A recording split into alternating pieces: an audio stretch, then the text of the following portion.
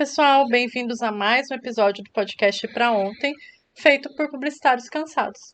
Eu sou a Maria, sou diretora de atendimento na RES e eu adoro ler 2 livros ao mesmo tempo.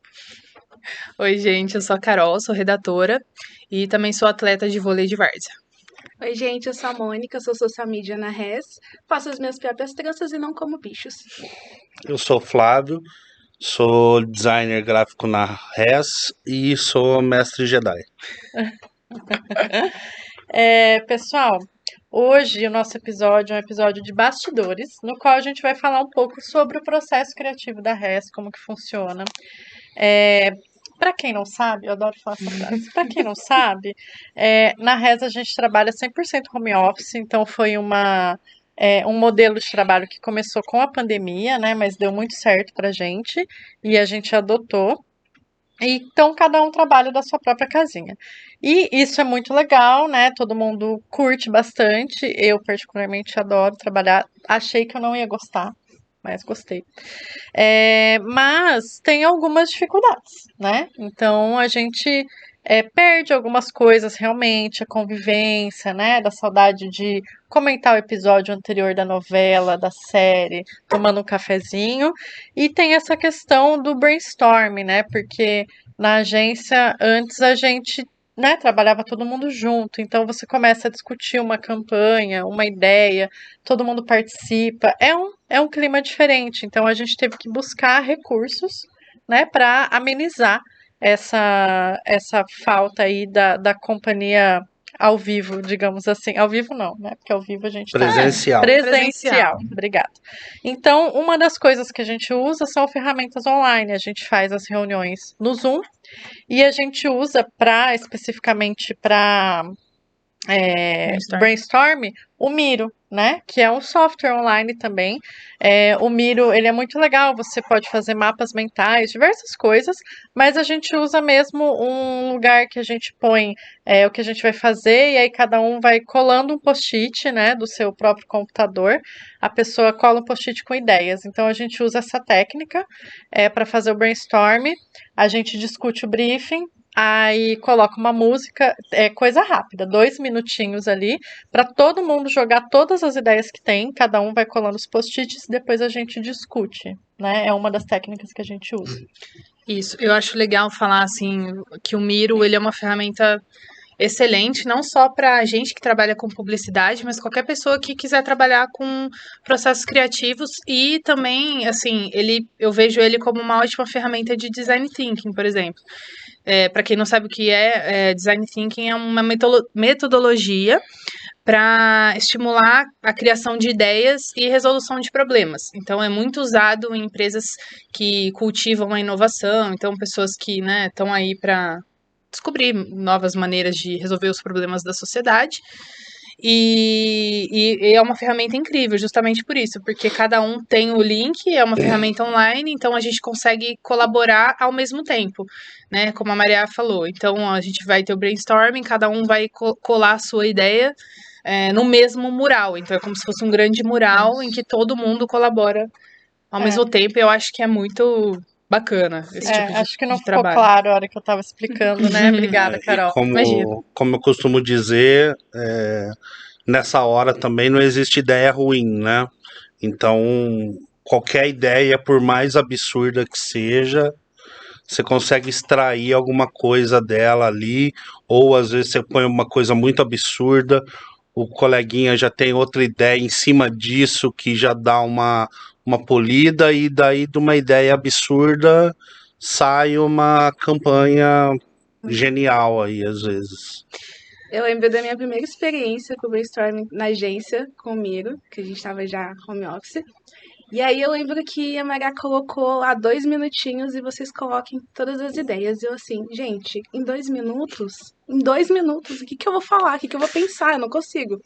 E aí depois, com o tempo, eu entendi esses 2 minutos. A gente joga, e aí o que vem na cabeça não dá tempo da gente racionalizar. É para não pensar mesmo, né? Exato. E aí depois que eu entendi isso, eu falei, genial. Mas porque às vezes Desculpa, falar, Carol, pode falar. você pensa, aí você fala, ah, não, essa ideia não. Aí você começa a pensar por que que aquela ideia é ruim, e aí você não bota a ideia pra fora. E como o Flávio falou, às vezes aquela ideia não tá pronta ainda, mas em cima daquilo outra pessoa vê e fala, e daí vai conversando. Por isso que a gente tem os 2 minutos pra pôr ideia, e aí depois a gente discute as ideias que foram colocadas.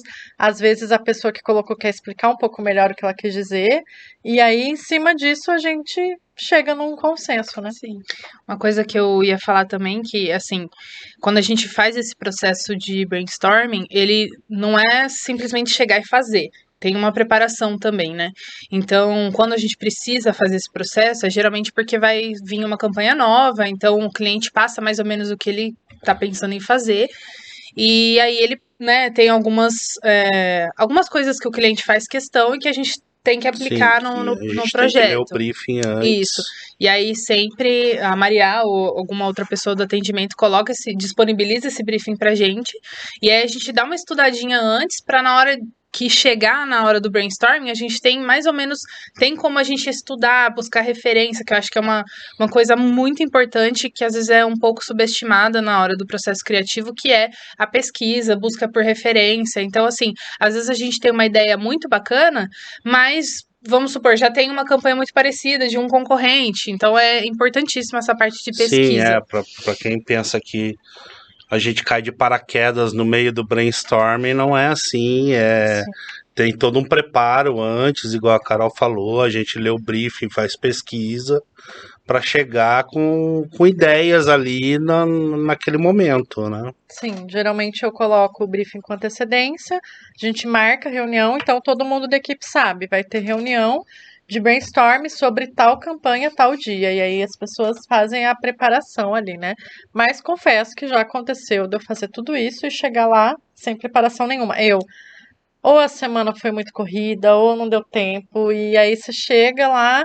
E aí, por sorte, o resto da equipe tá preparado e aí ninguém nota que você Ou às vezes E- falhou. acontece de você não ter nenhuma ideia naquele Acontece Exatamente. também. momento. Você pesquisou, Eu já fui pensou. para muita reunião que a ideia começa a vir a hora que o pessoal começa a colocar coisa ali, você fala, nossa, verdade, não pensei por esse ângulo.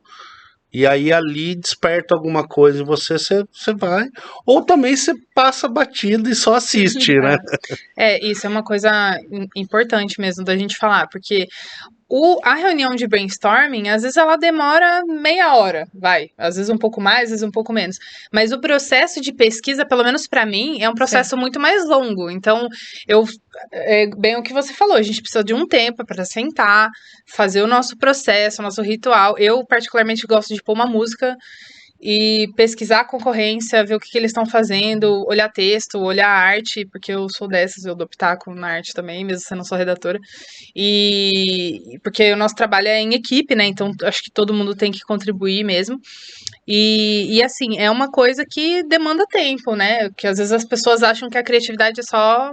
Vem, não é assim, né? A criatividade é um tipo de inteligência em que você sabe conectar referências e criar uma coisa nova a partir disso, né? Sim. E às vezes o que acontece é você tá pesquisando para pensar sobre aquela campanha, então você tá com aquilo em mente. Às vezes, pelo menos para mim acontece isso. Na hora que eu estou pesquisando concorrentes, referências, colocando, não me vem nada, mas sei lá, dali 1 hora e meia, eu parei de fazer aquilo, fui tomar um café, aí é o que você falou, você Cozinhou. conecta. Você conecta, você fala assim, mas isso só aconteceu porque eu fiz a pesquisa, então não é, a ideia não veio do nada, Você né? deixa maturar a Você deixa ideia. nisso, fala assim, às vezes não tá vindo nada, você fala, amanhã eu vou voltar nisso. E aí, nesse meio tempo, acontece alguma coisa. É importante falar, eu acho, para quem não. Eu não sei se a gente explicou bem as ferramentas. Então, o Miro, como a Carol falou, é um mural colaborativo, todo mundo entra no mesmo link e, por exemplo, a Mônica põe um post-it, eu tô vendo ali o cursor com o nome dela, ela colocando post-it, todo mundo tá vendo. E aí, ao mesmo tempo, a gente usa o Zoom, porque o Miro é só um mural, não tem Isso. áudio, não tem vídeo. Então, a gente tá conectado no Zoom e no Miro ao mesmo tempo, porque aí a gente pode falar, a gente pode pôr a música, né? Então, a gente usa essas duas ferramentas ao mesmo tempo. Eu queria falar sobre uma coisa que a Carol citou, de dar palpite, né? Na Res todo mundo dá palpite. Inclusive, eu falo até nas entrevistas. É um estilo de trabalho que a gente gosta muito. A gente não acha que o designer é o dono da arte, o redator é dono do texto. É muito importante para a gente, todo mundo dá palpite. Eu acho que é muito rico isso, porque todo mundo tem uma vivência, tem um ponto de vista, né? Então a gente utiliza como gerenciamento ali dos nossos jobs o Basecamp, que é um outro software online. Lá a gente tem uma divisão por clientes, por jobs. E aí, por exemplo, ontem mesmo o Flávio postou uma campanha que ele estava fazendo. Então ele posta lá a ideia que ele teve, o conceito criativo, e aí é hora de todo mundo. Aí é hora de dar bombardear. então, assim, todo mundo mesmo. Pessoa do financeiro, da palpite, a mídia, redator. Então, não é assim, eu só quero o palpite de designers. Não. E isso acho que enriquece muito, porque sempre tem alguma coisa válida, um ponto de vista válido. Até porque quem vai receber aquela campanha, não estou falando do cliente, estou falando do cliente lá, o público-alvo. Não são publicitários, não são designers, né? Então a gente tem que pensar muito nisso também. Porque às vezes a gente, como designer, a gente pensa muito na estética da peça, da propaganda, e às vezes esquece o básico, que é informar sobre o que é aquilo, né? Então, às vezes você pensa muito, você fica muito preso na parte do design mesmo, e a parte da informação, às vezes, para quem tá de fora, fala, viu, mas tá, tudo bem, ok, ficou lindo isso aí, mas o que que é? É sobre o quê? Então, acho que você pegar essas referências das outras pessoas ajuda bastante e é enriquecedor, né? Tem gente que não gosta. Eu trabalhei em empresas mesmo que o diretor de criação fazia era lei e pronto, você não podia mexer. Então, eu nunca gostei desse tipo de trabalho. Então, a gente tentou levar para a Res e deu muito certo. O pessoal gosta e acho que vamos manter até onde der. Eu falei, eu brinquei que eu falo na entrevista, mas eu falo mesmo porque acho que faz parte da cultura da empresa, né? Se é uma pessoa que não lida bem com outras opiniões, com críticas, porque a gente fala mesmo, viu, gente? Ontem mesmo o Flávio mostrou um negócio e falou, tá bom.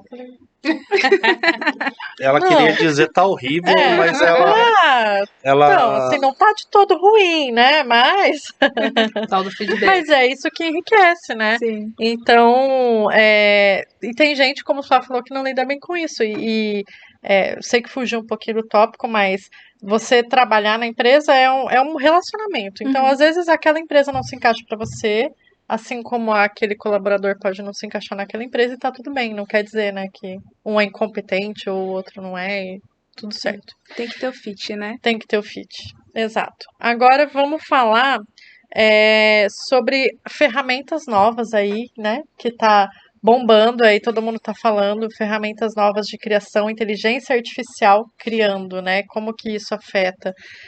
A gente tem aí o mais conhecido, que é o chat GPT, que todo mundo tá na boca do povo aí, todo mundo tá usando isso.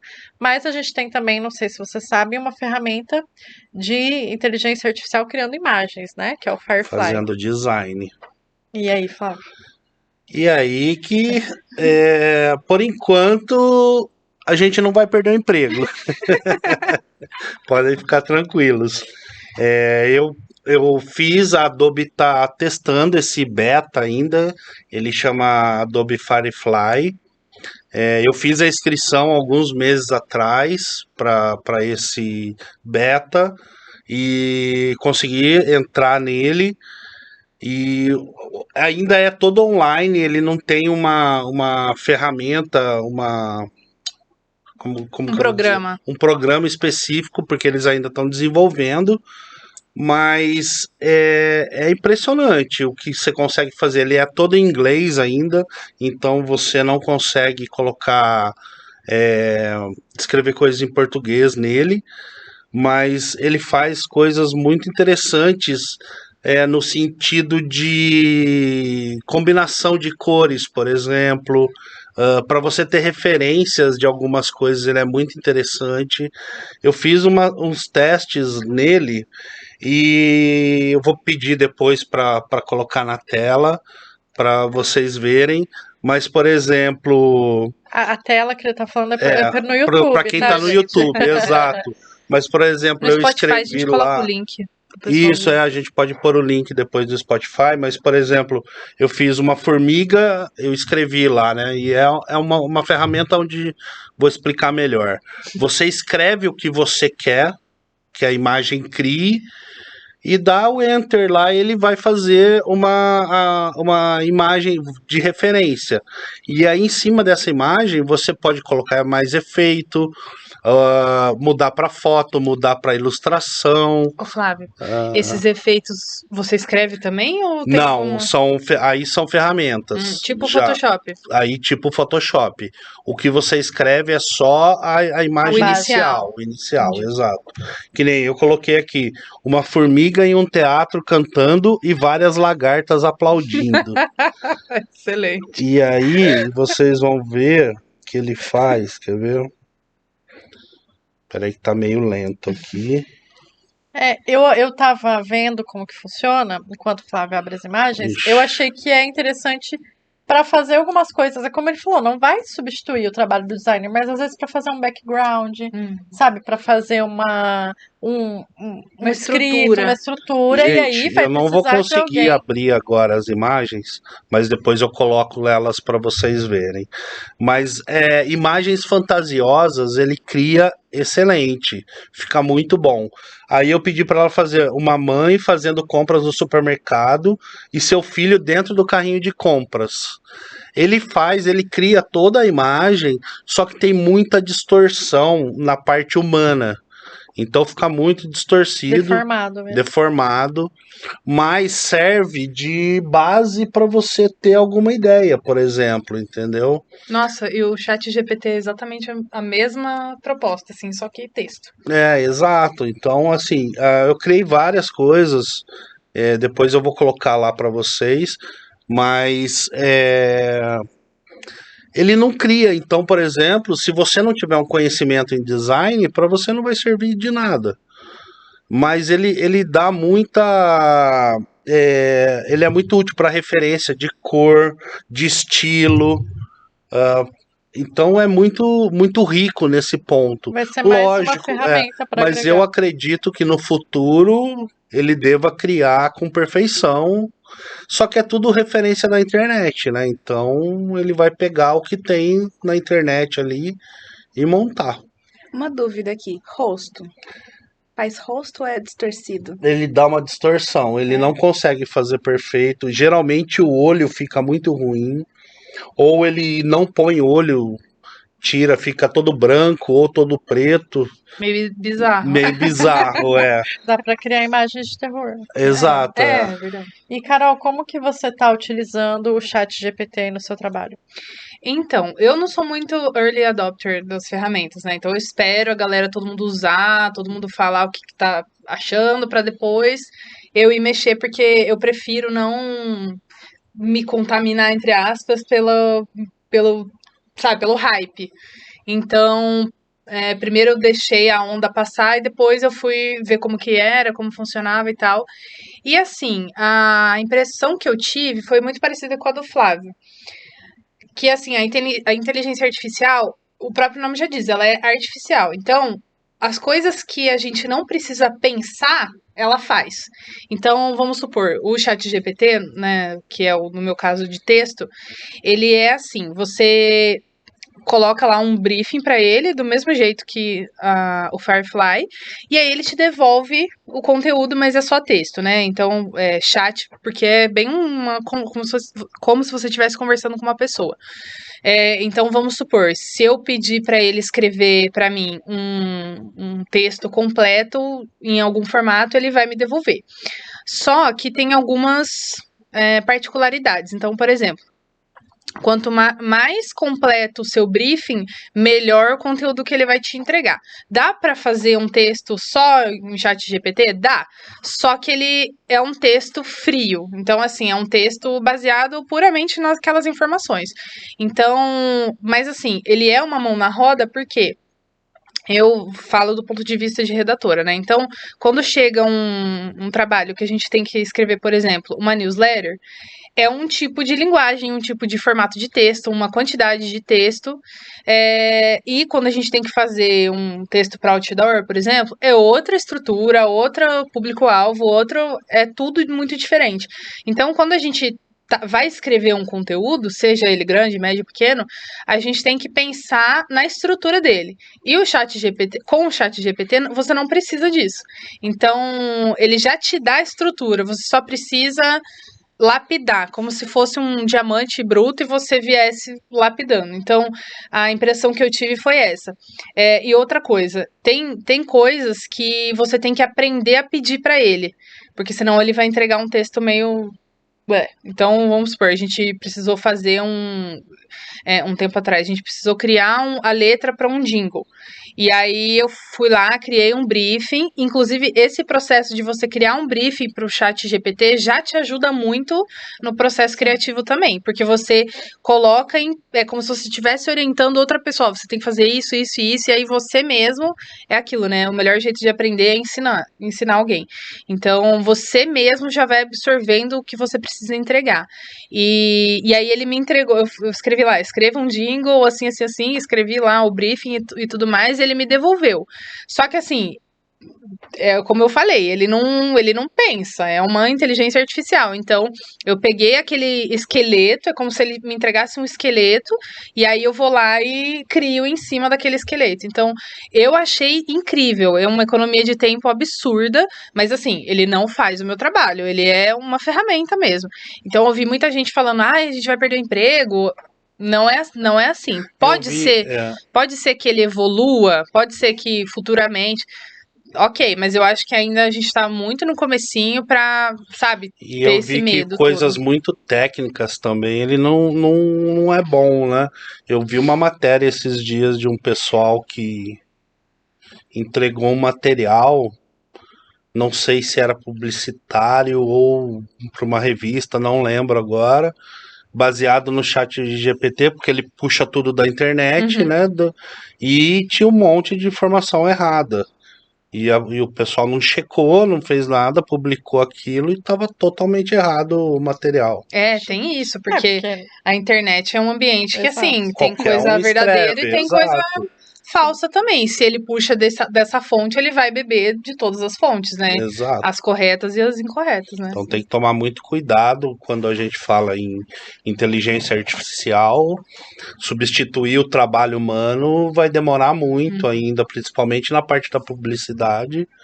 Acho que vai demorar bastante ainda, porque o elemento humano ainda é muito importante nesse ponto. E tem aquele feeling também de, por exemplo, Exato. a gente tem os nossos clientes, então a gente conhece as pessoas por trás da marca, né? Porque uma marca não é feita só de design, ela tem gente por trás. E essas pessoas conhecem o próprio público. Então a gente, enquanto publicitário, a gente conhece o que essa marca gosta, Sim. quais são as linguagens, as palavras, o vocabulário, tem muita Exato. coisa específica que um cliente adora e outro cliente odeia. Então a inteligência artificial nunca vai ter isso, né? Nunca vai ter essa convivência para saber o que o cliente vai gostar. Então acho que isso Sim. entra Eu acho que também. a criatividade, ela é isso. Ela é o singular, né? O ser humano, ele é singular. E ele é feito de vivências. Então, quando a gente pensa em criar um copo, a gente tem que ter algum... A gente teve algum contato com alguma coisa para a gente ter tido aquela ideia. Exato. E essa singularidade, eu acho que a tecnologia não vai conseguir chegar. É a experiência. Pensando na produção de conteúdo, quando eu falo assim, vou vender um prato de um restaurante, eu vou fazer na inteligência artificial, ela vai fazer a imagem bonitinha, ela vai fazer a legenda, mas eu fui lá e eu comi aquele prato. A minha experiência na hora de vender é totalmente diferente. E eu acho que essa informação a tecnologia não vai conseguir alcançar, essa singularidade, né? Com certeza. Eu acho que o profissional que conseguir aliar a inteligência artificial com a experiência que ele tem no dia a dia, esse cara vai se dar bem no mercado. Mas aquele que achar que a inteligência artificial vai fazer tudo por ele, Ou aquele que, no desespero, tenta pular da ponte porque vai perder o emprego amanhã. Esses caras estão perdidos. Acho Sim. que o grande pulo do gato aí é você saber como usar essa tecnologia nova que está vindo a seu favor. Se adaptar, né? A gente falou aqui sobre como a gente fez a adaptação do brainstorm para o home office. Então, se adaptar a essas novas ferramentas, tirar o melhor delas aí, para melhorar cada vez mais o processo criativo, para ganhar tempo, para poder produzir mais. Então, esse foi o nosso episódio de hoje sobre os bastidores aí, sobre o nosso processo criativo. Espero que vocês tenham gostado. A gente tem episódios novos toda segunda-feira no Spotify e no YouTube. Até a próxima!